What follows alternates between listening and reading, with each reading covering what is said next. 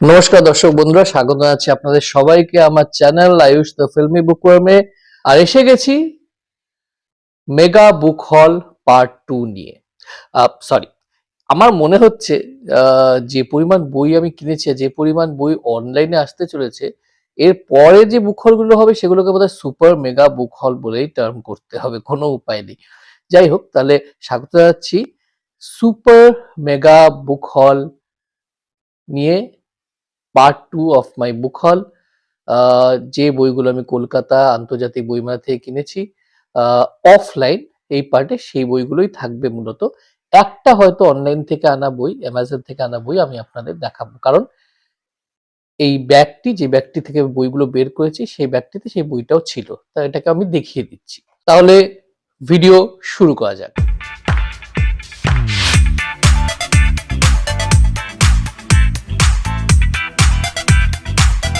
প্রথম যে বইটা আমি দেখাবো, এই বইটার জন্য আমাকে আমার বেটার হাফ মৌমিতার থেকে কিঞ্চিত গালাগাল শুনতে হয়েছে। এমনিতে অনেক বইয়ের জন্যই শুনতে হয়েছে, কারণ অনেক বই যেহেতু কেনা হয়ে গেছে। কিন্তু এই বইটার জন্য একটু বেশি শুনতে হয়েছে, কারণ আহ, এই বইটা কেনা আমার কোনো রকম কোনো প্ল্যান ছিল না। আমি সেকেন্ড লাস্ট ডে যেদিন গেছিলাম, সেদিন ওকে সঙ্গে নিয়ে গেছিলাম, এবং উজ্জ্বল সাহিত্য মন্দিরের সামনে দিয়ে যাওয়ার সময় হঠাৎ করে ফ্রান্সিস অবনিবাসগুলোর দিকে চোখ বোলাচ্ছিলাম। তো বইগুলোর থিকনেস দেখেই তো মৌমিতা ইশারা করতে শুরু করে দিয়েছে একদম কিনবে না। তো সেখানে যেই ভদ্রলোক ছিলেন, ভদ্রলোক খুবই ভালো, আমি ওনাকে চিনি, উনি সল্ট লেকেই থাকেন।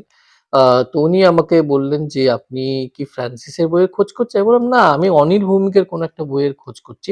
ফ্রান্সিসের বই তো মোটামুটি, ফ্রান্সিস আমার মোটামুটি সবকটাই পড়া, কাজে এই বইগুলো আলাদা করে কিনে এখন সংগ্রহ করার কোনো মানে তাড়া আমি দেখছি না। পরে সংগ্রহ করলেও হবে, যখন কিছুটা জায়গা হবে।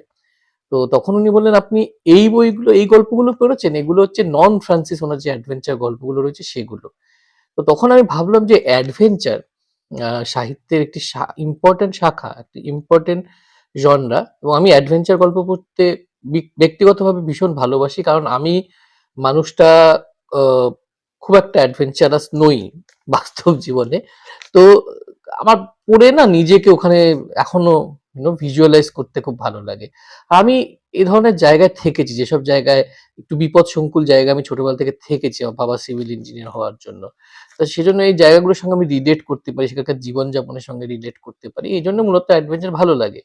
কিন্তু অ্যাডভেঞ্চার এমন একটা জনরা, আমি কোনো এক সাহিত্যিকের সঙ্গে সেদিন আলোচনা করছিলাম, বা একটা কমেন্ট করছিলাম ফেসবুকে, কোন সাহিত্যিক আমার মনে পড়ছে না, যে অ্যাডভেঞ্চার যে শাখাটি, সেটি ক্রমশ একটু হলেও হারিয়ে যাচ্ছে। হিমাদ্রি কিশোর দাশগুপ্ত বা মাঝে মধ্যে সৈকত মুখোপাধ্যায়ের কিছু লেখা, আর বলতে পারেন অভিজ্ঞান রায়চৌধুরীর অভির গল্পগুলো, সেগুলো এক ধরনের সাইফাই অ্যাডভেঞ্চার। তার বাইরে খুব বেশি অ্যাডভেঞ্চারের লেখা কিন্তু পড়া হয় না। তো সেজন্যই মূলত এই বইটা আমি কিনেছি। বইটি হচ্ছে, এত ভূমিকা করলাম, দেখিয়ে দিচ্ছি, অনিল ভৌমিকের অ্যাডভেঞ্চার অবনিবাস, যেটা বললাম উজ্জ্বল সাহিত্য মন্দির থেকে এটি বেরিয়েছে। এবং এতে মূলত আহ বেশ কিছু ভালো ভালো উপন্যাস রয়েছে, যেমন সর্পদেবীর গুহা, সোনার শেকল, হাতি পাহাড়ের গুপ্তধন, মেরি স্বর্ণমূর্তি, এবং সবচেয়ে ভালো জিনিস হচ্ছে এখানে ময়ূক চৌধুরীর অরিজিনাল অলঙ্করণ রয়েছে। এই দেখুন, আপনাকে দেখিয়ে দিই। তবে এছাড়া আমি বলবো যে এই বইতে তেমন কিছু ডিটেল দেওয়া নেই, যে অলঙ্করণ শিল্পী কে, প্রচ্ছদটা কার আঁকা, সেগুলো কোনো ডিটেল দেওয়া নেই। এমনি পৃষ্ঠা ফন্ট অনেকটা এরকম দেখতে। প্রিন্ট খুব একটা খারাপ না, বেশ ঝকঝকে প্রিন্টই বলা যায়। তো এটির মূল্য কত আমি আপনাকে বলে দিচ্ছি। এটা প্রিন্টেড প্রাইস, প্রিন্টেড প্রাইসও দেওয়া নেই, এমনকি মজার কথা হচ্ছে এটা প্রিন্টেড প্রাইসও দেওয়া নেই। আমার যতদূর মনে পড়ছে এটা প্রিন্টেড প্রাইস ছিল 200 সামথিং আর কি, মানে 250 টাকার কাছাকাছি দাম ছিল। আমি বোধহয় ডিসকাউন্টে 10% ডিসকাউন্টে এটা পেয়েছি। এর আগের ভিডিওতে আমি বলছিলাম মৃগাঙ্ক চক্রবর্তীর কথা, সাহিত্যিক মৃগাঙ্ক চক্রবর্তী, যার সম্প্রতি কিছু বই খুবই জনপ্রিয় হয়েছে। ইক্ষু বিষা, তারপরে আপনার আরো একটা দুটো পত্রপাঠ থেকে একটি বই বেরিয়েছিল, সেটিও খুব পপুলার হয়েছিল। সম্প্রতি ওনার দেশ থেকেও একটি বই বেরিয়েছে। এছাড়া পত্রপাঠ থেকে ওনার একটা দুর্দান্ত বই বেরিয়েছে, দুর্দান্ত বলতে প্রোডাকশনের দিক দিয়ে তো অসাধারণ বটেই, এবার পড়ে দেখতে হবে যে ভেতরে মাল মশলাও দুর্দান্ত কিনা। বইটির নাম হচ্ছে মাতৃলোক। এটি প্রকাশ করেছে পত্রপাঠ, যেটা এখনই বললাম। মুদ্রিত মূল্য হচ্ছে 575 টাকা। এবার আপনি ভাবতে পারেন অনেক দাম তো, কিন্তু যদি আপনি পৃষ্ঠা সংখ্যা দেখেন, প্রথম কথা 284, তার সঙ্গে মোটামুটি 8-10 পাতার টিকা আছে, মানে মোটামুটি ধরে নিন 294। এছাড়া এর প্রথম দুটো পাতায় একটা ছোট মতো কমিক্স একটা দেয়া রয়েছে, এই যে কমিক্সটা, এই কমিক্সটিও কিন্তু এই উপন্যাসের একটি অংশ। আমাকে পত্রপাঠে কর্ণধার সম্রাট হুই খুব সুন্দরভাবে এটা বুঝিয়ে দিয়েছেন যখন আমি এই বইটা কিনতে যাই। এর সঙ্গে একটি ম্যাপ আছে, আচ্ছা, আর এর সঙ্গে কিছু কার্ড আছে। কার্ডগুলো আমি একটা অন্য জায়গায় রেখেছি, এখানে আমি দেখাতে পারবো কিনা জানি না, একটু পরে তাহলে দেখিয়ে দিচ্ছি আপনাকে। কার্ডগুলো আমি এখানে দেখিয়ে দেবো। এর সঙ্গে কিছু কার্ড রয়েছে, মানে ক্যারেক্টারগুলোর ডেসক্রিপশন দিয়ে কিছু কার্ডস রয়েছে। পৃষ্ঠার কোয়ালিটি তো খুব ভালো বটেই। এর মোটামুটি যে অধ্যায়গুলো রয়েছে সেটার সঙ্গে এরকম ইলাস্ট্রেশন দেওয়া রয়েছে, এবং পাতা জোড়া দুর্দান্ত সব ইলাস্ট্রেশন।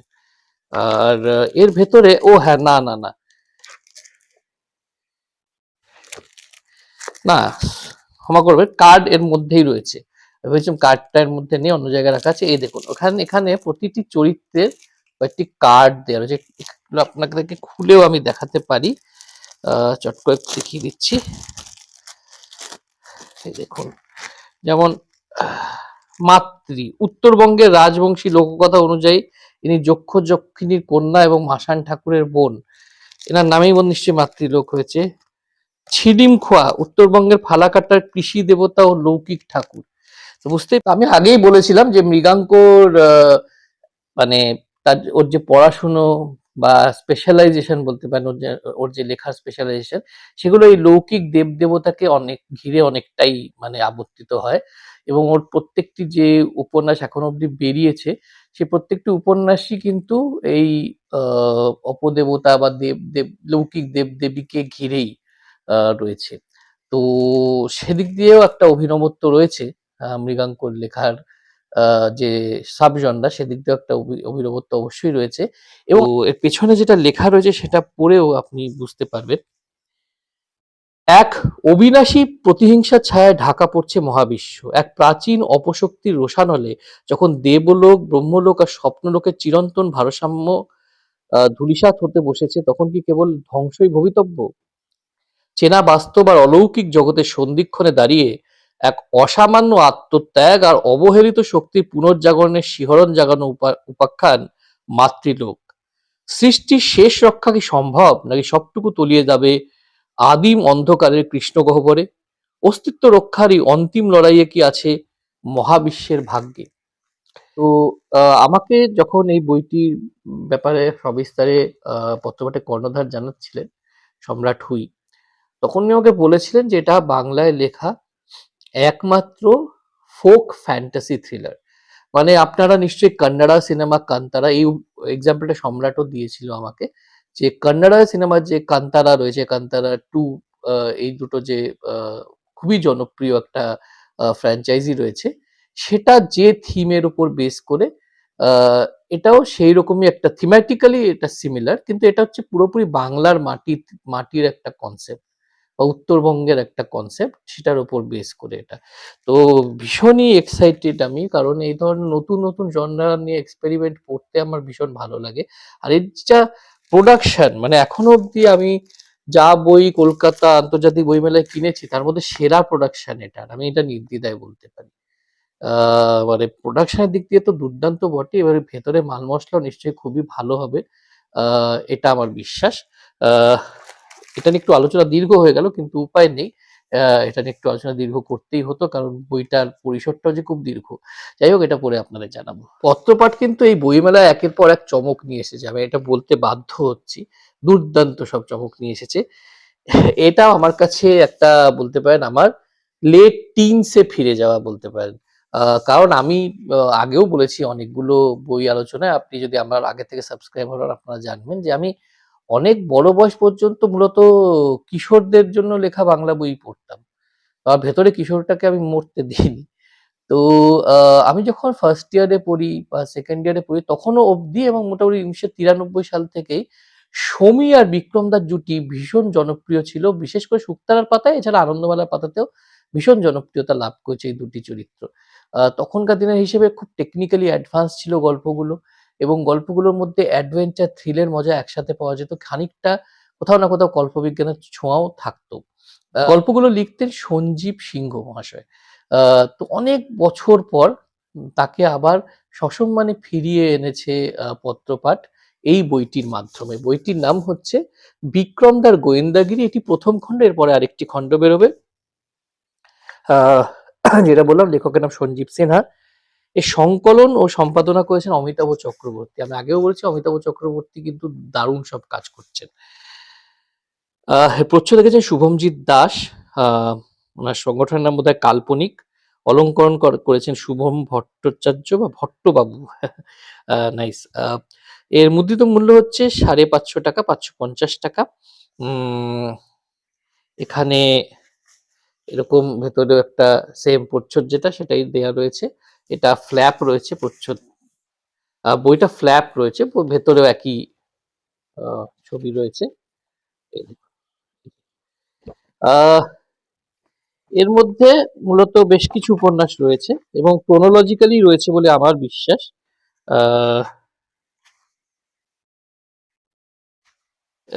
মুখোশের আড়ালে, ড্রাগন দ্বীপে ডিঙ্গো, অভিশপ্ত কল্পসূত্র, কোটের পকেটে চিরকুট, সিমলার রহস্যময় সাহেব বাড়ি, নানা সাহেবের ছবি, রহস্যময় বন্ধু, সাদা প্যাকেট কালো টাকা, প্রফেসর পালের পাসওয়ার্ড, অস্ত্রজলার মৃত্যু ফাঁদ, মঙ্গলে ভয়ঙ্কর অভিযান, মৃত্যু টিলার সংকেত। এর মধ্যে অস্ত্রজলার মৃত্যু ফাঁদ কিছুদিন আগে অডিও স্টোরি হয়ে বেরিয়েছে এবং ভীষণ জনপ্রিয়তা লাভ করেছে। এর অলঙ্করণ ভীষণ সুন্দর, যেটা বললাম। পত্রপাঠের এইসব জিনিস ভীষণই ভালো হয়। ফন্ট ভীষণ ভালো, এবং পাতার জোড়া এরকম ইলাস্ট্রেশন রয়েছে। আরো কিছু ইলাস্ট্রেশন আমি পারলে এখানে দেখিয়ে দেব। এখানে সঞ্জীব সিনহার একটি ব্রিফ ইন্ট্রোডাকশন বা লেখক পরিচিতি দেওয়া হয়েছে। ওনার জন্ম বীরভূমের রামপুরহাটে, এবং আজকাল পত্রিকার ক্রীড়া দপ্তরে তিনি প্রফেশনালি যুক্ত ছিলেন একসময়। আনন্দমেলা, শুকতারা, সন্দেশ, টকবক, খেলা, এখানে তার উনি নিয়মিত লিখেছেন। বড়দের সাহিত্যে ওনার অবাধ বিচরণ আছে। নবকল্লোল, সানন্দা, দেশ, আনন্দবাজার, প্রতিদিন, আজকাল। তারপরে উনি বাংলা সাহিত্যে আঙিনা থেকে নিজেকে সরিয়ে নিয়েছিলেন এবং ইংলিশে কিছু একাডেমিক বই লিখেছেন রিগার্ডিং টেকনোলজি। উনি টেকনোলজির প্রতি ভীষণভাবে ইন্টারেস্টেড হয়ে যান। প্রায় 20 বছর পরে এভাবে একটা কামব্যাক ভাবা যায়, মানে এভাবেও ফিরে আসা যায়, এটাই বলতে পারি এই বই নিয়ে। এই বইটা তো আমি অবশ্যই পড়বো এবং আপ্রাণ চেষ্টা করব আপনাদেরকে একটা সুন্দর রিভিউ দেয়া। এরপর যে বইটা দেখাবো সেটা হচ্ছে অপারেশন ফক্স হান্ট। লেখকের নাম শীতম চক্রবর্তী এবং এটি প্রকাশিত হয়েছে প্রজ্ঞা থেকে। এটি একটি স্পাই থ্রিলার। এখানে শীতম নিজের সই অটোগ্রাফ দিয়েছে, আমার সঙ্গে দেখাও হয়েছিল এবং আমরা একসাথে ছবি তুলেছিলাম, বেশ কিছুক্ষণ গল্পও করেছিলাম। প্রচ্ছদ এঁকেছেন শ্রীময় এবং এর মধ্যে অলঙ্করণ রয়েছে যেটা করেছেন চিন্ময় মুখোপাধ্যায়। এর মুদ্রিত মূল্য হচ্ছে 400 টাকা, মোটামুটি 276টা পৃষ্ঠা রয়েছে। শীতম বেশ রিসার্চ করে থ্রিলার লেখেন। আমি ওনার লেখা আগে পড়েছিলাম এবং সেটার প্রশংসাও করেছিলাম। তো একটা স্পাই থ্রিলার, এখন স্পাই থ্রিলার অনেকেই লিখছেন এবং খুব রিসার্চ করে পড়াশুনো করেই টান টান স্পাই থ্রিলার তারা লিখছেন। তো আমার মনে হচ্ছে এই বইটাও তার অন্যথা হবে না। পেছনে এখানে ব্যাক কাভার, এটা কিন্তু হার্ড বাউন্ড, কিন্তু ব্যাক কাভারেই এই জন্য লেখক পরিচিতি দেওয়া রয়েছে। প্রচ্ছদটা আমার দারুণ লেগেছে, দাবার বোর্ড আর সামনে একটা ঘোড়া বা নাইটের জায়গায় একটা ফক্স, সেই জন্যই নাম ফক্স হান্ট। আমি এই বইটা পড়ছিলাম আর পড়তে পড়তে আরেকটা জিনিস শীতম সম্পর্কে জানতে পারলাম, which is very interesting। সেটা হচ্ছে উনি বেশ কিছু ফ্যান ফিকশন লিখেছেন। আগের মানে বুক হলে আমি ফ্যান ফিকশন নিয়ে বলছিলাম কথা। তো উনি ফেলুদা, সদাশিব, কর্নেলকে নিয়ে ফ্যান ফিকশন লিখেছেন বৈরাগ বলে একটা গ্রুপের ইভেন্টে। এছাড়া উনি একজন সিভিল ইঞ্জিনিয়ারিং এর ডিপ্লোমা হোল্ডার, ফুটবল খেলতে ভালোবাসেন, পড়তে ভালোবাসেন। একটু আমি ভুল বলেছিলাম যখন এই বইটাকে আমি ইন্ট্রোডিউস করি। এটা স্প্যানিশ থ্রিলার, সীতামের কথাতেই এটা স্প্যানিশ থ্রিলার। এটা স্পাই থ্রিলার ঠিক বলা যাবে না। স্পাই থ্রিলার আর স্প্যানিশ থ্রিলারের মধ্যে একটা সূক্ষ্ম একটা তফাৎ আছে। এই পরিসরে যদিও তফাৎটা খুব বিস্তারিতভাবে বলা সম্ভব নয়, কারণ কিন্তু স্প্যানিশ যে থ্রিলার গুলো হয় সেখানে যুদ্ধেরও একটা ভালো বড় রকম ভূমিকা থাকে বা পলিটিক্যাল যে পার্টটা থাকে সেটার বড় ভূমিকা থাকে। স্পাই থ্রিলারে মূলত স্পাইটির একটি ইন্ডিভিজুয়াল স্পাই বা একটা গ্রুপ, তাকে ঘিরে মূলত থ্রিলারটা বোনা হয়, আমি যতটুকু জানি আমার সীমিত জ্ঞানে আর কি। তো এনিওয়েজ, এই বইটি যথেষ্ট এক্সাইটিং বলে মনে হচ্ছে আমার। নিশ্চয়ই পড়ে আপনাদের জানাবো।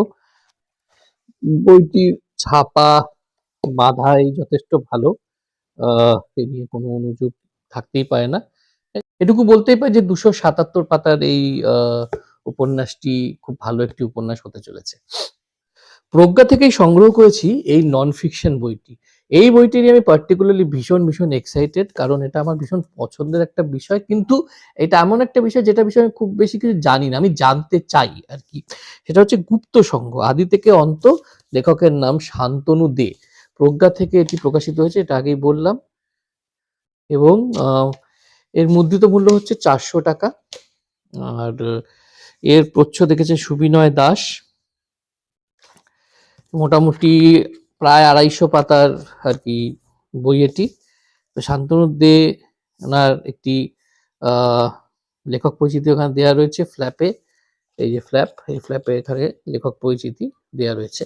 ওনার জন্ম হচ্ছে বৈদ্যবাটিতে, এবং অনেক জায়গায় উনি ঘুরে বেরিয়েছেন।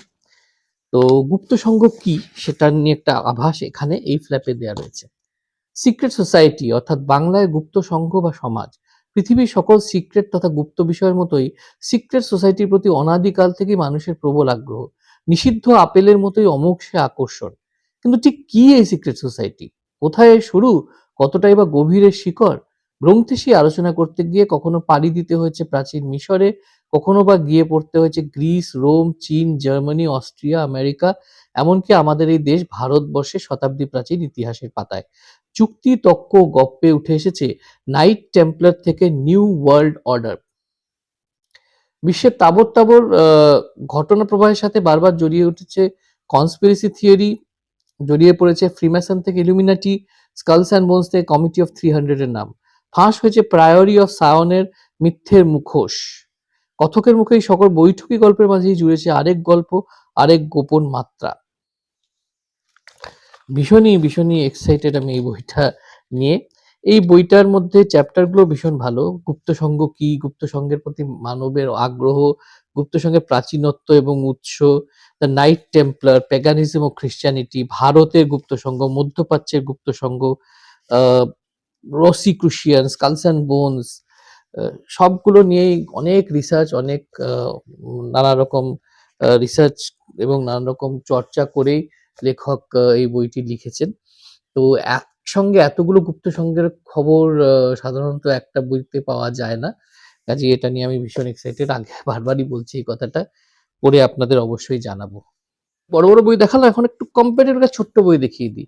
বইটির নাম সাবলিমিনাল, লিখেছেন সুদীপ চট্টোপাধ্যায়। সুদীপ চট্টোপাধ্যায়ের আমি একটা দুটো বই পড়েছি। উনি বেশ কমপ্লেক্স বিষয় নিয়ে লিখতে ভালোবাসেন, এবং বেশিরভাগ সময় উনি সসম্মানে সেই মানে কাজে উত্তীর্ণ হন। সাবলিমিনালটা কি নিয়ে সেটা ব্যাক কভারে দেয়া রয়েছে। প্রথম কথা প্রচ্ছদের প্রশংসা করব, ভীষণ সুন্দর একটা প্রচ্ছদ, এবং অরণ্যমন থেকে এটি বেরিয়েছে। এর মুদ্রিত মূল্য হচ্ছে 300 টাকা। পড়ে দেখা যাক বইটি কি নিয়ে। একটি ছোট্ট ভুলের মাসুল দিতে গিয়ে উজ্জ্বল সায়েন্টিফিক ক্যারিয়ার প্রশ্নের মুখে পড়ে গেছে ডক্টর লীলা নাম্বিয়ারের। ওদিকে প্যাসিফিক ওশানের ইকোলজি নিয়ে গবেষণা করতে গিয়ে মৃত্যুর মুখোমুখি হতে হয়েছে তার বন্ধু পার্সিসকে। দুই বন্ধুর জীবনে মোড় ঘুরিয়ে দিয়েছে সমুদ্রের অতল থেকে উঠে আসা কিছু অস্বস্তিকর প্রশ্ন। সেই প্রশ্ন মনুষ্য জাতির অস্তিত্বের, বায়োলিউমিনিসেন্ট প্রাণীদের নীরব ভাষা, জলমগ্ন স্থাপত্য থেকে নির্গত আলোর সংকেত, ডিপ স্পেস থেকে রিসিভ করা এক অজানা রেডিও সিগন্যাল, সব মিলে খুলে যেতে থাকে এমন এক অভাবনীয় সত্য যা পৃথিবীর জলবায়ু আর মানুষের ভঙ্গুর সভ্যতার ইতিহাস দুটোকেই নতুন করে ভাবতে বাধ্য করে। সায়েন্স ফিকশনের আদলে সাবলিমিনাল স্পেস টাইমের ভিন্ন ভিন্ন বিন্দুতে ঘটে চলা আবহমান উৎখাতের এক নীরব বিষণ্ণ আখ্যান। তো এটা বোঝা যাচ্ছে এটা একটা science fiction thriller, scifi thriller জাতীয় একটি বই। বইয়ে এরকম পাতা জোড়া অলঙ্করণ রয়েছে। আর এই ওশানের ইয়েটা, প্রচ্ছদটা সত্যি আমি চোখই ফেরাতে পারছি না এটা থেকে। এর ফন্ট বেশ ভালো, ছাপা বাঁধাই অরণ্যমন কোনো কথাই হবে না অরণ্যময় ছাপা বাঁধাই নিয়ে, ভীষণ ভালো। আ এই যে এরকম দেখতে। তো এটাও পড়তে হবে। খুব শিগগিরই পড়ব। এরপর আপনাদেরকে চটপট যে কমিক্স গুলো আমি সংগ্রহ করেছি বইমেলা থেকে সেগুলো দেখিয়ে দিই। খুব বেশি কমিক্স নেই। একটা কমিক্স তো সবাই সংগ্রহ করেছেন বইমেলা থেকে, রোভার্সের রয়, যেটা কল্পবিশ্ব থেকে বেরিয়েছে। মুদ্রিত মূল্য ৳২৯৫। এটার সঙ্গে আমাদের অনেকের ছোটবেলা জড়িয়ে, যারা ৮০ দশকে জন্মেছেন, ৯০ দশকে বড় হয়েছেন, মূলত তাদের, ৭০ দশকেও যারা জন্মেছেন তাদেরও মানে টিনেজ, ছোটবেলা এই ক্যারেক্টার সঙ্গে জড়িয়ে। যখন এই ক্যারেক্টারটা আ মানে অনুবাদ হয়ে আনন্দমেলায় বেরোতো, অনেকে আমরা ফুটবলের বেসিক্স কিন্তু, বা ক্লাব ফুটবলের যে ডায়নামিক্স, সেগুলো কিন্তু এই রোভার্সের রয় থেকেই জেনেছি। অবশ্য রোভার্সের রয় যখন বেরোতো ধারাবাহিকভাবে, অ্যাকচুয়ালি আমি তখন আ পড়ে যে খুব বুঝতে পারতাম তা নয়। যদি ইলাস্ট্রেশন গুলো আমার দেখতে ভীষণ ভালো লাগতো তখনই। কিন্তু আমি এগুলো, আমার বাঁধানো কিছু আনন্দমেলা ছিল। আরেকটু বড় হয়ে যখন এগুলো পড়লাম, ১৩-১৪ বছর বয়সে, তখন আরো ভালো করে কমিক্স গুলোকে অনুধাবন করতে পারলাম। মানে এটা একদমই টিনেজারদের জন্য লেখা। আর ইলাস্ট্রেশন নিয়ে আমার বলার ধৃষ্টতা নেই। কারণ এনারা সব legendary কমিক্স শিল্পী। তাও আপনারা দেখতে পারেন কি সুন্দর বাস্তবধর্মী, অথচ ভীষণ ডায়নামিক সুন্দর ইলাস্ট্রেশন। আর আ টম টালি আর ডেভিড স্কিউ এর লেখা, এবং এই রেবেলিয়ন পাবলিশিং এর আ অফিসিয়াল লোগোটাও এখানে রয়েছে। কাজেই এর বইয়ের অথেন্টিসিটি এটা বহুগুণে বাড়িয়ে তুলছে। আ এটা একটা দারুণ কাজ। ১ নম্বরটা তো দুর্দান্ত বিশাল বিক্রি হয়েছে। আমি একটা ফটোও তুলেছি রোভার্সের রয়ের সঙ্গে। আ যদি সম্ভব হয় দেখি কোন ফোনে আছে, এখানে দিয়ে দেবো আমি। আ মানে এটা একটা মানে যুগান্তকারী কাজ করেছে কল্পবিশ্ব আমার মতে। এটা তো আমি অবশ্যই পড়বো, পড়ে শেষও করে ফেলবো খুব তাড়াতাড়ি। ইন্দ্রজাল কমিক্স গুলো আমি দেখছি যে শক্তি কমিক্স থেকে আবার করে তারা বের করছেন। যদিও দাম অনেকটাই বেশি আমার মতে। আ অবশ্য এখনকার যুগে এর থেকে কম দামে এত সুন্দর প্রোডাকশন করা সম্ভবও নয়। যাই হোক, আমি সেখান থেকে ২ টো কমিক্স সংগ্রহ করলাম। আ অর্ণদেবের সাথে ছবি তুললাম, কিন্তু কমিক্স গুলো কিনেছি ম্যানড্রেক আর রিপ কার্বি। ম্যানড্রেকের কমিক্স সচরাচর চট করে পাওয়া যায় না, পড়তেও পাই না। ম্যানড্রেক আমার ভীষণ প্রিয় একটা চরিত্র ছিল। আর এই ইন্দ্রজাল কমিক্সও আমি কিন্তু বাঁধাই করা, আমার বড় মামা বাঁধাই করে রাখতেন ইন্দ্রজাল কমিক্স, উনি সংগ্রহ করতেন। সেই বাঁধাই করা কমিক্সই আমি পড়েছি মূলত। আ আর আনন্দবাজারের নিচের ছোট করে বোধহয় ম্যানড্রেকের কমিক্স বেরোতো, অরুণোদয়ের কমিক্স বেরোতো, সেগুলো ছোটবেলায় পড়েছি। কিন্তু ওই পড়েই মানে আমি ম্যানড্রেকের বিশাল ফ্যান হয়ে গেছিলাম। আর লোথারের তো আরো বড় ফ্যান হয়ে গেছিলাম। আর সেই জানাডু, হোজো, আপনারা যারা পড়েছেন জানেন। মানে এই কনসেপ্ট, এই চরিত্রগুলো, পৃথিবীর সবচেয়ে শ্রেষ্ঠ জাদুকর ম্যান্ড্রিকের অ্যাডভেঞ্চার গুলো আ একবার পড়লে কিন্তু ভোলা যায় না। তো কাজেই এটা কিছুটা ছেলেবেলার নস্টালজিয়া, আর কমিক্স এর প্রতি আমার একটা অ্যাপ্রিসিয়েশন রয়েছে। কারণ কমিক্স বানানো ভীষণই কঠিন একটা কাজ। একটা ভীষণ ক্রিয়েটিভ শৈল্পিক একটা কাজ।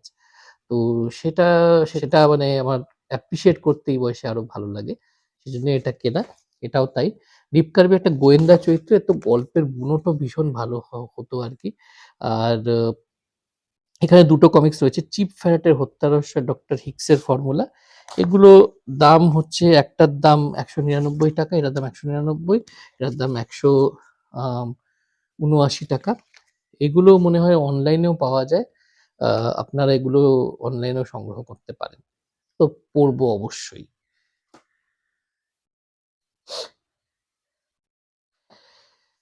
এবার একটি বই দেখাই যেটি আমাকে আমার বুক টিউবার বন্ধু রক্তিম সরকার উপহার দিয়েছেন। আমরা একে অপরকে মাঝে মধ্যেই বই উপহার দিয়ে থাকি। তো এই বইটা উনি আমাকে উপহার দিয়েছেন। থ্যাংক ইউ সো মাচ রক্তিমদা। মৈত্রী রায় মৌলিকের লেখা 'উষা মাসিন্টার দেশে'। এটা ৫২ বলে একটা প্রকাশনা বের করেছে।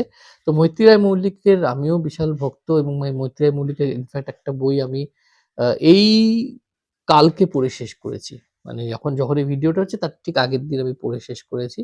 ওই বইটি নিয়েও ছোট একটা রিভিউ আমার আসবে। বড় রিভিউ দেওয়ার এখন দিচ্ছি না, হয়তো পরে বড় রিভিউ দিতে পারি। তো এনিওয়েজ, মৈত্রী রায় মল্লিকের আমিও এখন বিশাল একজন ভক্ত।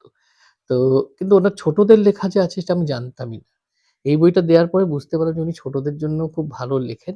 উল্টে-পাল্টে দেখে যা বুঝলাম। এটা একটা অ্যাডভেঞ্চার উপন্যাস, এবং ভেতরে এরকম মিষ্টি, মিষ্টি কিছু অলংকরণ করা রয়েছে। আহ, মোটামুটি ছোট্ট বই, 64 পাতার বই। হোপফুলি একবার ধরলে চট করে শেষ করে দিতে পারবো। আবারও রক্তিমদাকে ধন্যবাদ। বাংলাদেশের একটি বই আমি দেখিয়েছিলাম আগের বুক হলে। আরেকটি বই আমি বাংলাদেশে সংগ্রহ করেছি। আহ, এই বইটির নাম হচ্ছে চেকমেট। চেকমেট লেখিকা হচ্ছেন সারিকা হোসেন। এটি গ্রন্থরাজ্য প্রকাশনা থেকে বেরিয়েছে। আহ, এটারও প্রোডাকশন আমার দারুণ লেগেছে। প্রচ্ছদটা দেখুন, দারুণ একটা প্রচ্ছদ। আর ভেতরে একটা এরকম কাট আউট রয়েছে, আর একটা এরকম পড়ে রয়েছে। এর মুদ্রিত মূল্য হচ্ছে 650 টাকা বা 650 টাকা। এটা আপনার কলকাতায় বই বাংলা পরিবেশন করে মূলত। এর প্রচ্ছদ হচ্ছে জাওয়াদ উল আলমের। প্রচ্ছদটা আমার খুব ভালো লেগেছে। প্রচ্ছদটা দেখেই আরো আকৃষ্ট হয়েছি আমি বলতে পারেন। সারিকা হোসেন একটা পরিচয় দেওয়া রয়েছে। আহ, ডাকনাম লোপা হোসেন, জন্ম টাঙ্গাইল জেলার মধুপুরে। উনি রোমান্টিক, থ্রিলার এবং সাসপেন্স লিখতে ভালোবাসেন এবং অবসর সময় বই পড়তে ভালোবাসেন। তো দারুণ একটা বই হতে চলেছে বলে আমার মনে হয়। খুব অন্যরকমের একটা বই হতে চলেছে, অন্যরকম একটা থ্রিলার হতে চলেছে। তো গতানুগতিক থ্রিলার আর পড়তে ভালো লাগে না, একটু অন্যরকম থ্রিলার হলে পড়তে বেশি ভালো লাগে। তো আশা করি পড়তে ভালো লাগবে। একটু রোম্যান্সের টাচও রয়েছে, দেখুন কি সুন্দর কিছু ছবি রয়েছে ভেতরে। আর পেছনে একটা বিড়ালের ছবি রয়েছে, এই দেখুন। তো বেশ হরর, রোমান্টিক, হরর না রোমান্টিক থ্রিলার, যাই হোক না কেন, বিউটি অ্যান্ড দ্য বিস্টের একটা ছায়াও দেখতে পাচ্ছি কিন্তু আমি এখানে। যাই হোক, এটা ভালো হবে বলে আমার মনে হয়। দেখি কবে পড়ি, তবে পড়লে অবশ্যই আপনাদের জানাবো। দীপ চক্রবাবু, আমি বলেইছি আগে একটা আমার ভিডিওতে যে উনি আমার এখনকার দিনের প্রিয় থ্রিলার লেখকদের মধ্যে অন্যতম। এর একটা বড় কারণ হচ্ছে ওনার গল্পগুলোর মধ্যে পুলিশ প্রসিডিওরের যে অথেন্টিসিটি আমি দেখতে পাই, খুব কম বাংলা লেখাতে সেটা আমি দেখতে পাই। অবভিয়াসলি ওনার একটা সেটা এই জন্যও বটে, কারণ উনি নিজেই ডিপার্টমেন্টে রয়েছেন। কিন্তু লেখাটা তো যেটা বলেছি আমি আগেও, লেখাটা হচ্ছে একটা ইনবর্ন ট্যালেন্টের ব্যাপার। তাই উনি প্রফেশন এবং ওনার যে ইনবর্ন প্রতিভা এবং লেখার প্রতি যে প্যাশন, এটা মিলিয়ে উনি কিন্তু বেশ কিছু চিত্তাকর্ষক বই রচনা করেছেন। তার মধ্যেই খুব ইম্পর্টেন্ট এবং খুব জনপ্রিয় একটি সিরিজ হচ্ছে বিবেক সিরিজ। এবং বিবেক সিরিজের লেটেস্ট নভেলটা হচ্ছে এটা, দ্য ডার্ক সিক্রেট। এটা বেরিয়েছে বাংলা শপিজেন থেকে এবং এর মুদ্রিত মূল্য হচ্ছে 350 টাকা। এখানে ভূমিকা লিখে দিয়েছেন দেবদত্তা বন্দ্যোপাধ্যায়। এবং এর যে প্রচ্ছদটা, এর প্রচ্ছদ এঁকেছেন সন্তু কর্মকার। আমাদের হচ্ছে অলঙ্করণ শিল্পীর নাম উনি বলেননি, বলেছেন কোনো এক শুভানুধ্যায়ী বন্ধু। যাই হোক, প্রচ্ছদটা খুব সুন্দর। ভেতরে অলঙ্করণ গুলো আপনাদের দেখাই, অলঙ্করণও রয়েছে। অলঙ্করণ গুলো বেশ সুন্দর। তো এবার গল্পটা কি নিয়ে দেখা যায়, এখানে লেখা আছে। একটা সময় ঝাড়খণ্ডের দেবীপুরের তালুকদার পরিবারের প্রভাব প্রতিপত্তি ছিল চোখে পড়ার মতো। কয়েক যুগ ধরে এই পরিবার ওই এলাকায় জমিদারি করে এসেছে। সেখানকার সাধারণ মানুষ এবং স্থানীয় ট্রাইবালদের উপরে অত্যাচারও চালিয়ে এসেছে নির্বিচারে। যদিও তালুকদারদের সেই দাপট এখন আর নেই। বাড়ির বড় ছেলে অমিত তালুকদারের একমাত্র সন্তান আচমকাই একদিন নিরুদ্দেশ হয়ে যায়। খবর যায় লোকাল থানায়। তদন্তে নামে দেবীপুর থানার পুলিশ। এই ঘটনার কিছুদিনের মধ্যে তালুকদার বাড়িতে আবারও বড়সড় একটা বিপর্যয় নেমে আসে। খুন হয়ে যান বাড়ির কোনো এক সদস্য। এদিকে সম্পত্তি, টাকা পয়সা নিয়ে বাড়ির ছেলেমেয়েদের মধ্যে শুরু হয় বিবাদ। তারপর কি হলো? অমিতবাবুর সন্তান কি বাড়িতে ফিরে এসেছিল? খুনের তদন্ত খুনের তদন্তে নেমে পুলিশ কি জানতে পেরেছিল এই ঘটনাগুলো কি আলাদা, নাকি একটা অন্যটার সঙ্গে ওতপ্রোতভাবে যুক্ত? কিছুটা অপ্রত্যাশিতভাবেই এসবের মধ্যে জড়িয়ে যায় বিবেক সিংহ। কিন্তু কিভাবে? ধীরে ধীরে ঘনীভূত হয় রহস্য। এটা থ্রিলারের রোলার কোস্টার রাইড বলা হচ্ছে। আমার বিশ্বাস সেটা অবশ্যই হবে। বিবেক আমার ভীষণ প্রিয় একটা চরিত্র। আমার তো মনে হয় বইটা দারুণ একটা বই হতে চলেছে। বৃশ্চিক ১-২ বছর ছাড়া আমি প্রতিবারই সংগ্রহ করি। মানে অরণ্যবনের ডার্ক থ্রিলার ধর্মী কাহিনী সংকলন, যেটা প্রতি বইমেলায় ওনারা বের করেন। রহস্য রোমাঞ্চ কাহিনী সংকলন। এবার বৃশ্চিকের প্রচ্ছদটা এরকম দেখতে। সাদার উপরেই সবসময় প্রচ্ছদটা হয়। এবং এর অলঙ্করণ করেছেন দীপঙ্কর ভদ্র, আর সম্পাদনা বরাবরের মতো ঋজুদা করেছেন, ঋজু গাঙ্গুলি। সূচিপত্র আমি এখানে দিয়ে দিচ্ছি, তাও আমি বলে দিচ্ছি কার কার লেখা রয়েছে। ক্ষত দোলা দাস, ড্যানিয়েল ফিরে এলো সিদ্ধার্থ পাল, জীবন দহন মহুয়া ঘোষ, ত্রাসের কীট ঐশিক মজুমদার, বাঁকা চাঁদ আত্রেয় দত্ত, আইবৃষ্টি ঝেঁপে রজতশুভ্র কর্মকার, তামাশা মোহনা দেবরায়, মারণ স্বপন সুব্রজিৎ বিশ্বাস, মৃত লুব্ধক বৈশালী দাশগুপ্ত নন্দী, আলো কৌশিক রায়, বিসর্পিল অদিতি সরকার, বসত করে কয়জনা দোয়েল নাগ, কুয়ো প্রদীপ্তা রায়চৌধুরী সেন, এই নরদেহ সাম্য মণ্ডল, নিষাদ অমৃতা কোনার, ভয় প্রিয়াঙ্কা চ্যাটার্জি। আর অলঙ্করণ রয়েছে এরকম কিছু, বেশ সুন্দর অলঙ্করণগুলো। আর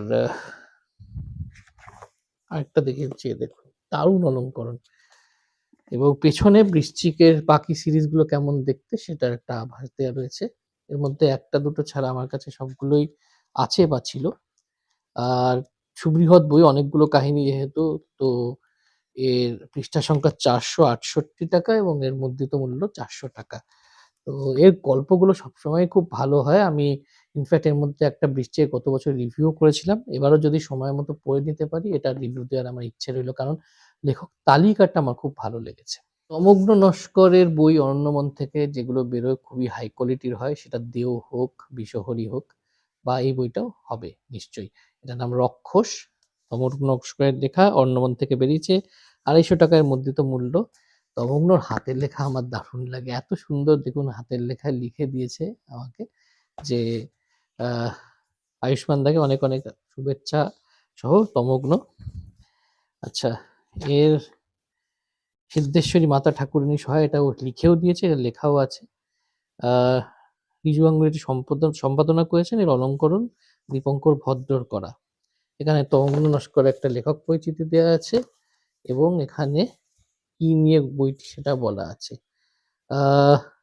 6টা কাহিনী, উত্তীয় আচার্য বলে একটি ক্যারেক্টারকে নিয়ে এসছে তমগ্ন এখানে। দেখা পৃথিবী আর না দেখা পৃথিবী, তার মাঝখানে যে কালো পর্দাটা রয়েছে, সেই সেটা নিয়ে মূলত, মানে একটা সুপার ন্যাচারাল প্যারানর্মাল নিয়ে আর কি।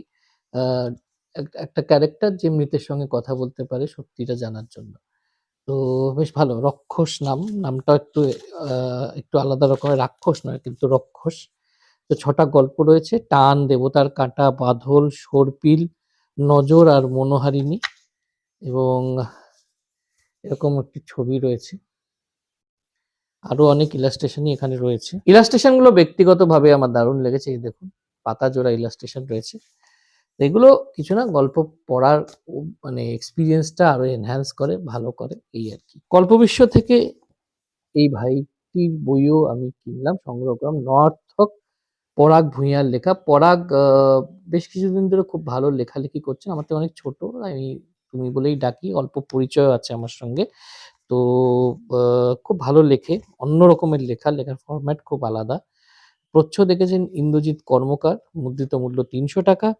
এতে মূলত গল্প রয়েছে বেশ কিছু, এবং গল্পগুলো কল্পবিজ্ঞান রয়েছে, লাভ ক্রাফটিয়ান হরর রয়েছে, ম্যাজিক রিয়েলিজম নিয়ে গল্প রয়েছে, ইন্টারেস্টিং। এবং কল্পবিশ্ব সবসময় ইন্টারেস্টিং বিষয়বস্তু নিয়েই বই করে। আমি এখানে নামগুলো পড়ছি না সময়ের অভাবে, আমি এখানে সূচিপত্রতে নামগুলো বলে দেব। এবং এর হেডপিস রয়েছে, ছবি নেই ভেতরে, একটা করে হেডপিস রয়েছে প্রতিটা গল্পের জন্য, যেমন মদ্যপান স্বাস্থ্যের পক্ষে ক্ষতিকারক, একটা এরকম হেডপিস দেওয়া রয়েছে। মোরালেস প্রোডাকশন খুব ভালো, বেশ হালকা পাতলা বই, পেপার ব্যাক। এটা মনে হয় খুব তাড়াতাড়ি পড়ে শেষ করে ফেলবো। আরেকটি বই আপনাদের দেখাবো, যেটি আমাকে রক্তিম দা উপহার দিয়েছেন। এটি বই বন্ধু থেকে বেরিয়েছে, ছড়া গল্পে ছড়াছড়ি। বইমেলায় রক্তিমদার সঙ্গে দেখা হয়েছিল আমার, বেশ কিছুক্ষণ আড্ডাও হয়েছিল, ঘুরেও বেরিয়েছিলাম, তখন উনি আমাকে এই বইটা দিয়েছেন। এই গল্পগুলো লেখা হচ্ছে বাণী বসুর, আর ছড়াগুলো লেখা হচ্ছে অয়ন বন্দ্যোপাধ্যায়ের। আর সুমন্ত গুহর আঁকাগুলো ভীষণ সুন্দর, ভীষণ মিষ্টি। এই দেখুন এগুলো ভীষণ ভালো আঁকা। এর ভেতরে এরকম নিজস্বী বলে একটি ছড়া রয়েছে। তো ছড়া কবিতা আমি আবার পড়ছি, কাজেই এটা অবশ্যই পড়বো। এবং বেশ মিষ্টি মিষ্টি গল্প রয়েছে, এরকম ছবি দেয়া রয়েছে। তাতান ও মিউ, তারপর আপনার ভাই, ভূতের বাড়ি। আর বাণী বসুর লেখা নিয়ে আমি কি বলবো? বাণী বসু অত্যন্ত সিনিয়র একজন লেখিকা এবং আমার ভীষণ প্রিয় লেখিকা। খনা মিহিরের ঢিপি থেকে শুরু করে মৈত্রেয় জাতকের মতো সিরিয়াস লেখাও পড়েছি এবং এরকম ছোটদের জন্য লেখা গল্প আমি ছোটবেলায় অনেক পড়েছি ওনার। খুবই ভালো লেখেন। উনার লেখার মধ্যে একটা না আলাদা আমেজ, একটা আলাদা ফ্লেভার রয়েছে। তো আমি অবশ্যই এই বইটি পড়বো এবং রক্তিমদাকে আরেকবার thank you so much. Avik Dutta শুধু স্পাই থ্রিলার ভালো লেখেন না, অভিক দত্ত রোমান্টিক গল্প, রোমান্টিক উপন্যাস বা একটু ফিলসফিক্যাল উপন্যাসও চমৎকার লেখেন। অভিক দত্ত আমার ভীষণ প্রিয় লেখক হয়ে উঠছেন খুব শর্ট স্প্যান অফ টাইমেই। তো পত্রভারতীতে ওনার এই বইটি যখন দেখলাম কিনেই নিলাম। হৃদয়ের পদ্মবনে ভীষণ সুন্দর একটা প্রচ্ছদ, বোঝাই যাচ্ছে বেনারসের উপরে বেস করে লেখা। ২৫০ টাকা এর মুদ্রিত মূল্য, ২৫০ টাকা। এর প্রচ্ছদ এঁকেছেন কৃষ্ণেন্দু মণ্ডল। এখানে দেখুন লেখক পরিচিতি রয়েছে এবং এখানে বইটি সম্পর্কে কিছু বলা আছে। ডিসেম্বরের শেষ সপ্তাহে সোলো ট্রিপে বেরোয় রিজু, গন্তব্য বানারস। অচেনা শহরে গিয়েও দেখা হয়ে যায় কত চেনা মানুষের সঙ্গে। হঠাৎই ঘটে যাওয়া একটি মর্মান্তিক ঘটনাকে কেন্দ্র করে বহু বছর পর রিজু আবার মুখোমুখি হয় প্রাক্তন স্ত্রী আঁখির সঙ্গে। নতুন সংসার নিয়ে কেমন আছে আঁখি? আপাতদৃষ্টিতে দেখলে আমাদের জীবনকে ঘিরে রয়েছে অজস্র মানুষের ভিড়। এই ভিড়ের মধ্যে হাঁটতে হাঁটতেও একা বেঁচে থাকার গল্প বলে এই মর্মস্পর্শী উপন্যাস। বুঝতেই পারছেন যে একটা ট্র্যাভেলগও রয়েছে এবং একটি রোমান্টিক গল্প রয়েছে, বিচ্ছেদের গল্পও রয়েছে।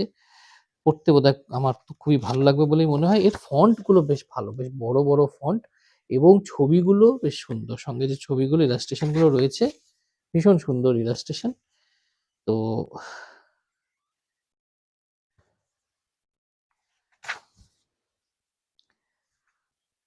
ব্যাক কভারে আচ্ছা, আপনারা হয়তো হঠাৎ করে আমাকে দেখে এখন অবাক হয়ে গেছেন, কিন্তু ভিডিও চলাকালীনই আমার টি-শার্টটা চেঞ্জ হয়ে গেছে। আর মনে হয় একটু হেয়ার স্টাইলের ডিফারেন্স দেখতে পাচ্ছেন, তাই না? আসলে আহ, ভিডিওটা চলাকালীনই একটা টেকনিক্যাল গ্লিচের জন্য আমার মোবাইলের পুরো সাউন্ড সিস্টেমটা বন্ধ হয়ে গেছিল। সেজন্য আমি পুরো ভিডিওটা করে নিয়েছিলাম উইদাউট রিয়েলাইজিং যে একটা পয়েন্টের পর কোনো সাউন্ডই শোনা যাচ্ছিল না। তারপর আমি যখন ভিডিওটা নিয়ে এডিটে বসি, তখন আমি দেখলাম যে অভিক দত্তর বইটার পর বাকি যে বইগুলো আমি দেখিয়েছি তাতে কোনো সাউন্ডই নেই। অগত্যা আবার আমাকে রিশুট করতে হচ্ছে। তো আশা করি আপনারা মানে আমাকে ক্ষমা ঘেন্না করে দেবেন বা আমার ফোনটাকে ক্ষমা ঘেন্না করে দেবেন। কেন এটা হয়েছিল, কোন অজ্ঞাত কারণে আমি কিছুই জানি না। হয়তো আহ, এই ওয়্যারলেস সাউন্ড সিস্টেমের কোনো গ্লিচ হয়ে থাকবে। এনিওয়েজ, তাহলে এগোনো যাক বুকহলটা নিয়ে।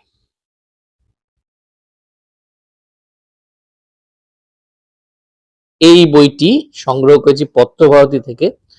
বইটির নাম কাকচক্ষু, লেখকের নাম অভিক সরকার। এর মুদ্রিত মূল্য হচ্ছে ৩৫০ টাকা। অলঙ্করণ করা হয়েছে, অলঙ্করণ করেছেন আশিস ভট্টাচার্য। আর এই রহস্যময় ভয়াল প্রচ্ছদটি এঁকেছেন অভিনন্দন বন্দ্যোপাধ্যায়। তো অভিক সরকারের জনপ্রিয়তা এবং ওনার অকাল্ট উপন্যাসগুলোর প্রভূত জনপ্রিয়তা নিয়ে কোনো সন্দেহের কোনো অবকাশই নেই।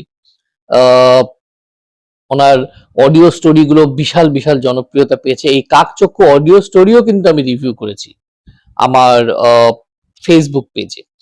গপ্প মিলের থেকে সেটি বেরিয়েছিল এবং অসাধারণ প্রোডাকশন ছিল, তখনই আমার গল্পটা খুব ভালো লেগেছিল। এই গল্পটার সঙ্গে সঙ্গে কিন্তু আমরা একটা নতুন চরিত্র পেয়ে যাচ্ছি ওনার অকাল্ট ইউনিভার্স, মানে পুরো যে ওনার অকাল্ট গল্পগুলো কালেকশন আছে সেখানে নানা রকম চরিত্র এসছে। তো তারপরে আরেকটি নতুন চরিত্র আমরা পেয়ে যাচ্ছি, নিবারণ চক্রবর্তী। এবং এই যে গল্পটা অত্যন্ত মর্মস্পর্শী একটি গল্প। তার সঙ্গে আরেকটি উপন্যাসও এখানে রয়েছে, যেটি আরেকটু দীর্ঘ একটি উপন্যাস, সেটা হচ্ছে দেবল রাজার গড়। দেবল রাজার গড়ও কিন্তু ইয়ে আপনার গপ্প মিলের থেকে এটা শোনানো হয়ে গেছে। তবে শোনা একটা ব্যাপার আর পড়ে মানে মজা পাওয়া একটা আলাদা ব্যাপার। এই যে আপনারা যদি শুনেও থাকেন, আপনারা কিন্তু এই উপন্যাসগুলো পড়তে পারেন। আমি কিন্তু দেবল রাজার গড়টা শুনিনি, তার আগেই আমি এই বইটি সংগ্রহ করে নিয়েছিলাম, আমার এখনো শোনা হয়নি। আমি ডিসাইড করেছি আমি আগে পড়বো, তারপরে এটা শুনবো। এর ভেতরে দেখুন, ভেতরের ফন্ট গুলো বেশ ভালো, অলঙ্করণও খুব সুন্দর। অলঙ্করণ বলতে এই কিছু হেডপিস টাইপের রয়েছে, সেগুলো খুব ভালো। প্রচ্ছদটা তো ভালোই বললাম, ব্যাক কভারটাও বেশ একটা গোলক ধাঁধা টাইপের ব্যাপার আছে। তো সব মিলিয়ে অভিজ্ঞতার এই বইটা আমি প্ল্যান তো করছি শিগগিরই পড়ে শেষ করব, তারপর একটা পূর্ণাঙ্গ রিভিউ দেবো। দেবল রাজা গড়ের উপরে স্ট্রেসটা বেশি থাকবে, কারণ কাকচক্ষু নিয়ে আমি অলরেডি কথা বলে নিয়েছি। এবার দুটো ছোট বই দেখাই, আকারে ছোট কিন্তু কন্টেন্টে বেশ ভারী এবং বেশ পরিপূর্ণ একটি কন্টেন্ট বলতে পারেন। প্রথম বইটি হচ্ছে সমজা দাসের লেখা দানব। এটি প্রকাশিত হয়েছে শব্দ প্রকাশনী থেকে। আর আমি একটা অটোগ্রাফও নিয়ে নিয়েছি, সমজার সঙ্গে আমার দেখা হয়েছিল, অনেকক্ষণ কথা হয়েছে। আহ যদিও ছবি তুলতে ভুলে গেছি ওনার সঙ্গে। যাই হোক, এনিওয়েজ, এর অলঙ্করণ করেছেন আশিস ভট্টাচার্য। এর প্রচ্ছদটা এঁকেছেন সুমন সরকার। প্রচ্ছদটা আমার দারুণ লেগেছে। মানে সবুজ, এই গাঢ় সবুজ রঙের সঙ্গে না ভয়ের একটা বা একটু গা শিরশির করা একটা অঙ্গাঙ্গী সম্পর্ক আছে। তো সবুজ রঙের খুব ভালো ইউজ করা হয়েছে কাভারে, আপনারা এখানে দেখে নেবেন ডিটেলে। আহ এর ভূমিকাটা খুব সুন্দর লেগেছে আমার। ভূমিকাটা আপনাদের পড়ে শোনাচ্ছি। ভয়ের প্রতি আকর্ষণ মানুষের চিরকালীন, সেই আকর্ষণ থেকেই অলৌকিকের সাধনা। তবে যা কিছু ইন্দ্রিয় গ্রাহ্য নয়, যাকে অনুভব করতে হয় শুধু, তাকে শুধু ভীতিরই উদ্রেক করে। দানব বইয়ের গল্পগুলি বাছাই করার সময় মনে হয়েছিল বীভৎস রসের বাইরে যে অলৌকিক পাঠককে ভাবায়।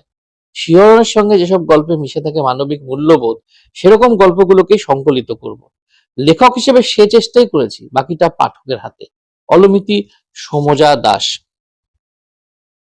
আর এখানে মোট 11টি গল্প আছে। গল্পগুলোর নাম বেশ ছোট ছোট, বেশ এফেক্টিভ। দানো, চেকমেট, চোর, ডাউহিলে সেই রাত, ভূতের ওঝা, মুক্তি, শব্দ, সেই রাত, গন্ধটা ভালো নয়, যে আজও আছে অপেক্ষায়, আর অ্যালবার্ট সাহেবের বাংলো। মানে যে আজও আছে অপেক্ষায়, অ্যালবার্ট সাহেবের বাংলো ছাড়া বাকিগুলো ছোট ছোট এক এক দু শব্দের টাইটেল। টাইটেল গুলো বেশ আকর্ষণীয়। আর ভেতরে এই ধরনের কিছু ইলাস্ট্রেশন রয়েছে, সেগুলো আমার বেশ ভালো লেগেছে। সৌম্যদা দাস নিজে কতটা বিশ্বাস করেন জানেন না, কিন্তু আমার বিশ্বাস যে উনি অলৌকিক গল্প ভীষণই ভালো লেখেন। এর আগেও শব্দ থেকে ওনার একটা অলৌকিক গল্পের সংকলন বেরিয়েছিল। শব্দ থেকে সম্ভবত, হ্যাঁ শব্দ থেকে বেরিয়েছিল। আর সেটা পড়ে আমি খুব এনজয় করেছিলাম, কাজেই বিশ্বাস এটা পড়েও সমান এনজয় করব।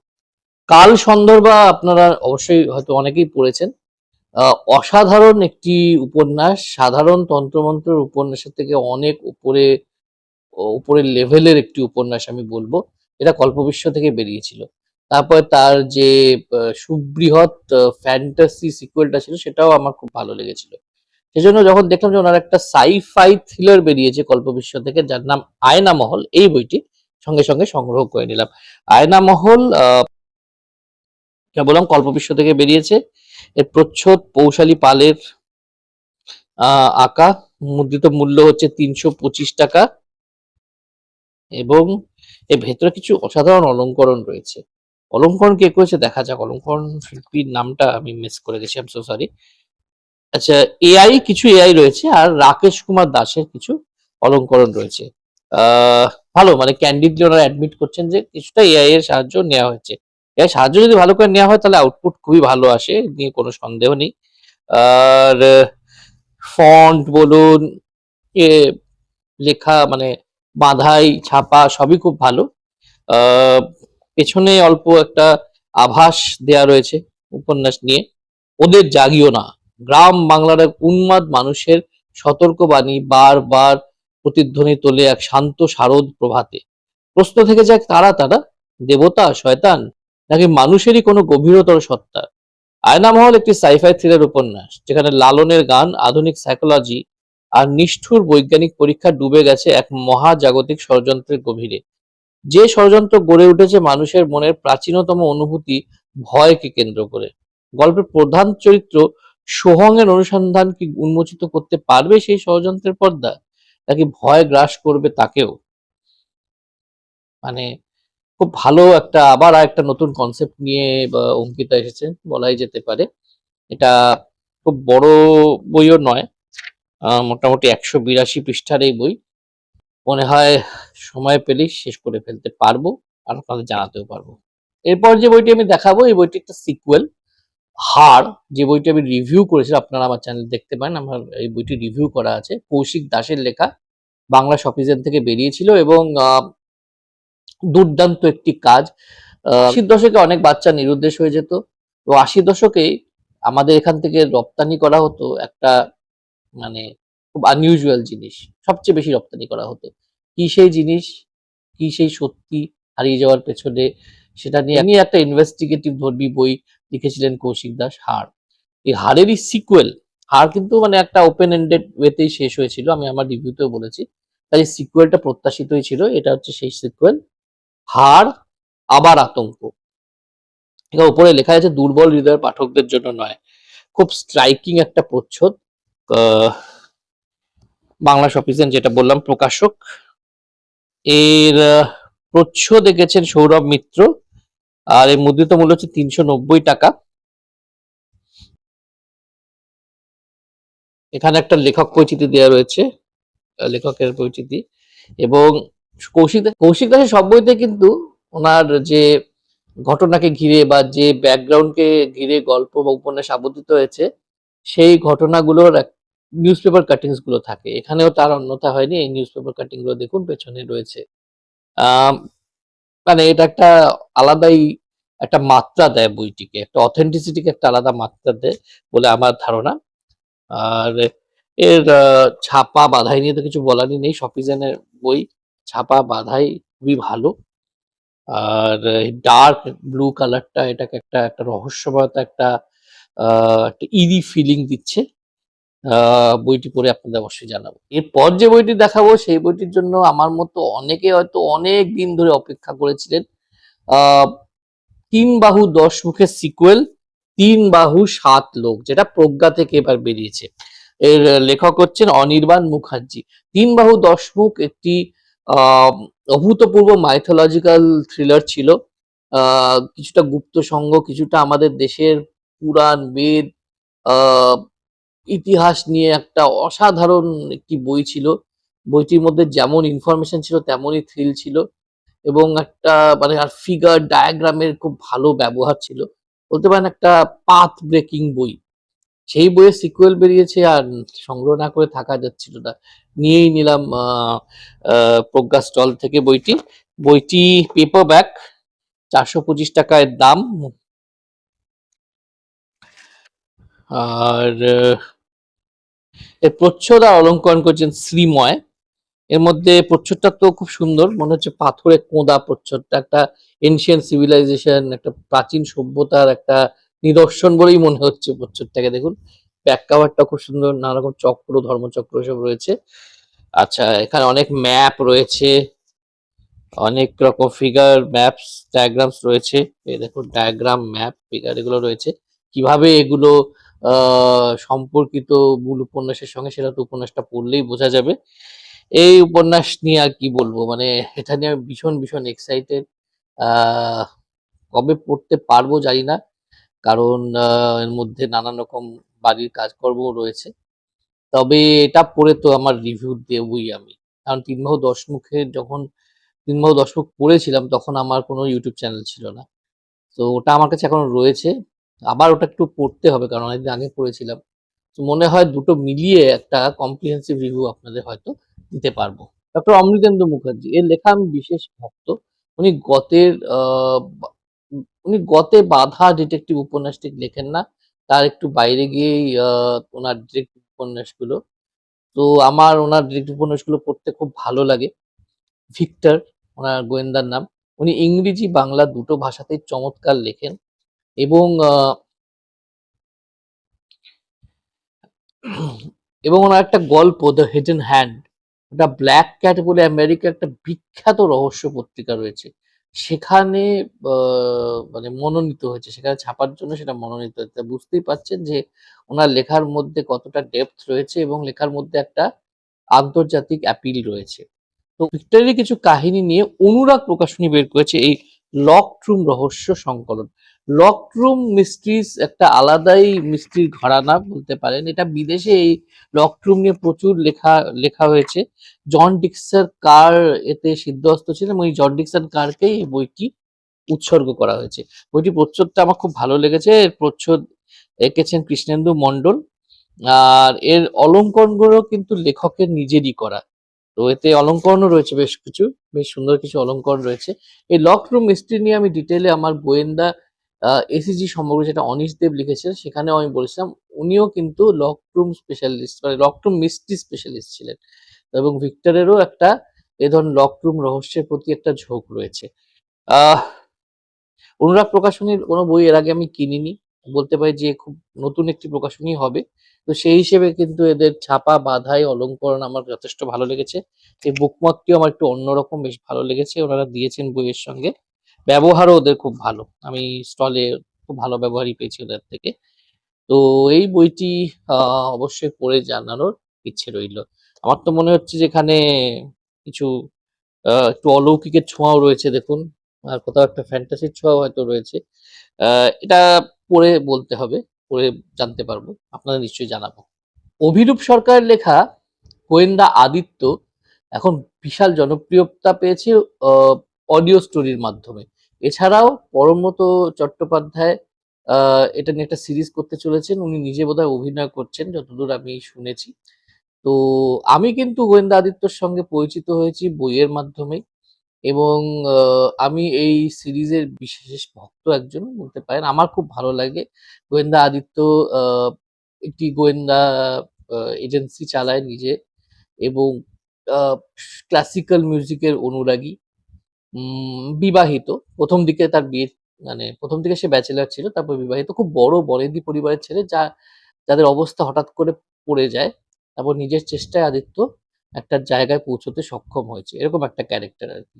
তো সেই সিরিজের লেটেস্ট অ্যাডিশন এটা, কলঙ্ক রেখা। দ্বীপ প্রকাশনী থেকে এটা বেরিয়েছে এবং এর মুদ্রিত মূল্য ৳৪০০। এই প্রচ্ছদটি এঁকেছেন সুরজিৎ চৌধুরী। ব্যাক কভারটাও বেশ সুন্দর। এই বইটি কিন্তু আমি দ্বীপ প্রকাশের স্টল থেকে কিনিনি। এই বইটি আমি কিনেছিলাম আ বঙ্গবাণী স্টল থেকে। আসলে আ দ্বীপ প্রকাশের স্টলে খুব ভিড়ও ছিল। আমার এক বন্ধু ওখান থেকে কিনেছিল আ বঙ্গবাণী থেকে এই একই বই। তো আমি বন্ধুর সঙ্গে গিয়ে আমিও গিয়ে যখন দেখা হলো দেখলাম ওর হাতে বইটি। আমি বললাম, "এই বইটা কোথা থেকে কিনলে?" বলল, "এইখান থেকে কিনেছি।" আমি ওখান থেকে গিয়ে কিনে নিলাম। তো বইটা একটু পরিচ্ছন্ন কম, মানে হয়তো একটু পুরোনো স্টকে ছিল বা ধুলোবালির মধ্যে ছিল, একটু পাতায় ধুলো-টুলো রয়েছে। এছাড়া বাহ মানে বইটা দেখতে যথেষ্ট ভালো। ধুলোবালিতে তো আর প্রকাশনার দোষ নয়। যারা রেখেছে তারা হয়তো ঠিকমতো রাখেনি। যাই হোক, তো বইটার ছাপা বাঁধাই, দ্বীপের ছাপা বাঁধাই নরমালি ভালোই হয়। ফন্টটাও বেশ ভালো। একটু কাঁচা এবার এই মেগা বুক হলের শেষ বই। বইটি হচ্ছে ছায়া সমুদ্র, সৌম্য সুন্দর মুখোপাধ্যায়ের লেখা। বইটি একটি সিকুয়েল বলতে পারেন, এই সিরিজের ২য় বই বলতে পারেন। ১ম বইটি ছিল বিষ নিদ্রা। দুটোই প্রকাশিত হয়েছে কল্পবিশ্ব থেকে এবং মুদ্রিত মূল্য হচ্ছে ৳৪৫০। প্রচ্ছদ আর অলঙ্করণ করেছেন উজ্জ্বল ঘোষ। এর ভেতরেও কিছু বেশ সুন্দর অলঙ্করণ রয়েছে। এই ধরনের পাতাজোড়া অলঙ্করণ রয়েছে। এগুলো এক ধরনের ফ্যান্টাসি থ্রিলার বলতে পারেন। একটু অন্য রকমের একটি অ্যাটেম্পট এবং লেখক অন্য ধরনের উপন্যাসই লেখেন, অন্য জনরা উপন্যাস লেখেন। খুব অন্য ধরনের ট্রিটমেন্ট হয় ওনার। বইগুলোর ভাষা বলুন, লেখনী বলুন, সব দিক দিয়েই বলবো খুব অনন্য, অন্যরকম। ওনার প্রলয় যোদ্ধা সিরিজটি রিভিউ আমি করেছিলাম। আমার দুর্দান্ত লেগেছিল। অরণ্যমন থেকে বেরিয়েছিল। আ এছাড়াও আমি ওনার এদিক ওদিক প্রচুর গল্প পড়েছি, উপন্যাস পড়েছি বিভিন্ন পত্র-পত্রিকায়। প্রত্যেকটাই খুব ভালো। এই সিরিজের যে ১ম উপন্যাস মানে 'বিষ নিদ্রা' সেটা আমি কিছুটা পড়েছি এবং আ হলফ করে বলতে পারি যে এই ধরনের একটা আ সিরিজ আ আমার মনে হয় না বাংলা সাহিত্যে খুব একটা লেখা হয়েছে বলে। মানে এতটাই আমার অন্যরকম, এতটাই ভালো মনে হয়েছে। তো চেষ্টা করব যে এটাও যাতে সময় মতো পড়ে নিতে পারি, তাহলে দুটো মিলিয়ে একটা কম্প্রিহেনসিভ রিভিউ দেওয়া আমার ইচ্ছে রইল। এই বইটির মানে বইটির কি রয়েছে, এক্স্যাক্টলি কি রয়েছে এই বইটিতে, পার্টিকুলার বইটিতে, তার একটা আভাস ব্যাক কভারে দেওয়া রয়েছে, আমি পড়ে আপনাদের শোনাচ্ছি। ওড়িশার সমুদ্র তীরবর্তী শহর নোনাপুরে একের পর এক শিশু নিরুদ্দেশ হয়ে গেছে বিগত দিনগুলোতে। এর পেছনে অকাট যোগাযোগের তদন্ত করতে গিয়ে তরুণী দিব্যেন্দ্রিয় চারুদত্ত জড়িয়ে পড়েছে একাধিক শক্তিশালী প্রতিপক্ষের বিরুদ্ধে সংঘাতে। একদিকে ঘৃণা, আর একদিকে ক্ষমতার লোভ, আর অন্যদিকে ভালোবাসা, এই তিনের অদৃশ্য দড়ি টানাটানির মধ্যে সমুদ্র নিহিত এক ভয়ঙ্কর সত্যকে উদ্ঘাটন করতে আপ্রাণ চেষ্টা চালাচ্ছে চারু। সাগরিকা নাইট ক্লাবের আড়ালে কি ধরনের অতিলৌকিক ক্রিয়াকলাপ চালাচ্ছেন প্রভাবশালী চক্রধর মিশ্র? গভীর রাতে সমুদ্রে কোন অকাল্ট নেশার সন্ধানে বেরোয় সাগরিকার ট্রলার? সন্ধ্যা হলেই কেন নোনাপুরের পথে ঘুরে বেড়ায় সারি সারি অলৌকিক ছায়ামূর্তি? আর কে সে জোয়ার জলের ছায়ারূপী, যার সন্ধান পাওয়ার আশায় এতগুলো অপরাধকে চাপা দিতে চায় সমাজের ক্ষমতাধর মাথারা? বুঝতেই পারছেন, এরকম একটা টান টান উত্তেজনাময় থ্রিলার লেখক লিখেছেন, খুব অন্যভাবে লিখেছেন। এবং এখানে এই বইগুলোতে আমার খুব ভালো লাগে, প্রথম বইটাতেও দেখেছিলাম, আপনাদের দেখিয়েওছিলাম যতদূর মনে পড়ছে গত বছর। এইভাবে না প্রত্যেকটি ক্যারেক্টারকে ইলাস্ট্রেশনের মাধ্যমে ইন্ট্রোডিউস করা হয়েছে। চারু হাসিনী দত্ত, বিশু দা, সাগ্নিক দা, এরকম করে আর কি, ঈশ্বর সাহু। তো এটা একটা বেশ অভিনব উপায়ে ইন্ট্রোডাকশন করা বলা যেতে পারে। এরকম নীরেন ভাদুরী সমগ্রতেও নীরেন ভাদুরী এবং সঙ্গে পল্লব এবং অন্যান্য যারা চরিত্র রয়েছে তাদেরকে একসঙ্গে নিয়ে একটা ইলাস্ট্রেশন দেওয়া হয়েছিল, ওঙ্কারনাথ ভট্টাচার্য করেছিলেন বোধহয়। তো সেরকমই একটা ব্যাপার আর কি। এতে একটা গ্রাফিক নভেল টাইপের একটা ফিল দেয়া হয়, এবং গল্পটার মধ্যেও যেহেতু গল্পটা লেখার কায়দা, মানে অ্যাটলিস্ট প্রথম উপন্যাসটা খুব গ্রাফিক, খুব ভিজুয়াল, তাতে এই চরিত্রগুলোকে আহ মানে ইমাজিন করতে পাঠকদের এটা এই ধরনের একটা উপায় সাহায্যই করে বলবো আমি। তো সব মিলিয়ে বেশ ভালো বই, হার্ড বাউন্ড বই। ছাপা বাঁধাই গল্প বিশ্বের খুবই ভালো হয়, নিয়ে কিছু বলার নেই। তো সব মিলে একটা খুব ইন্টারেস্টিং রিড হতে চলেছে, এটা বলাই যায়। তো এই ছিল আমার সুপার মেগা বুক হল। অবশেষে এটাকে আমি শেষ করতে পারলাম টেকনিক্যাল গ্লিচ থাকা সত্ত্বেও, এবং হোপফুলি সময় মতোই এটা আপলোডেড হয়ে যাবে। আপনারা যেমন প্রথম বুক হলটিকে এতটা ভালোবাসা দিয়েছেন, আশা করব এই বুক হলটিকেও ততটাই ভালোবাসা দেবেন, দেখবেন, শেয়ার করবেন। আর অবশ্যই আমার চ্যানেলটা যদি আপনাদের ভালো লেগে থাকে, আমার ভিডিও কন্টেন্ট যদি আপনাদের ভালো লেগে থাকে, অবশ্যই সাবস্ক্রাইব করে নেবেন চ্যানেলটি। আর বেল আইকনটা কিন্তু প্রেস করতে ভুলবেন না, তাহলে সবচেয়ে প্রথমে নোটিফিকেশন পৌঁছে যাবে আপনাদের কাছে। আজ তাহলে আসি, আবার হাজির হয়ে যাব, খুব শিগগির হাজির হয়ে যাব পরবর্তী ভিডিও নিয়ে।